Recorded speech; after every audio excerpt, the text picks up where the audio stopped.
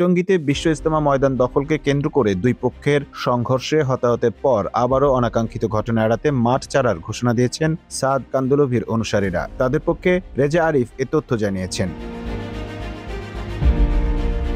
বুধবার 18 ডিসেম্বর সচিবালয়ে স্বরাষ্ট্র মন্ত্রণালয়ের সম্মেলন কক্ষে এক বৈঠক শেষে তিনি কথা জানান। রেজা আরিফ জানান, বৈঠকে সিদ্ধান্ত হয়েছে সরকার নিজ দায়িত্বে মাঠ নিয়ে নেবে, কেউ মাঠের মধ্যে থাকবে না। বিশ্ব ইজতেমা ময়দান দখলকে কেন্দ্র করে দুই পক্ষের সংঘর্ষে হতাহতের পর মাওলানা সাদ কান্দুলভির অনুসারীদের নিয়ে বেলা 11টায় বৈঠকে বসেন অন্তর্বর্তী সরকারের 5 জন উপদেষ্টা। স্বরাষ্ট্র উপদেষ্টা লেফটেন্যান্ট জেনারেল অবসর মোহাম্মদ জাহাঙ্গীর আলম চৌধুরীর সভাপতিত্বে বৈঠকে ভূমি উপদেষ্টা এফ হাসান আরিফ, গৃহায়ন ও গণপূর্ত উপদেষ্টা আদিলুর রহমান খান, তথ্য সম্প্রচার উপদেষ্টা মোহাম্মদ নাহিদ ইসলাম, ধর্ম বিষয়ক উপদেষ্টা আকম খালিদ হোসেন উপস্থিত ছিলেন।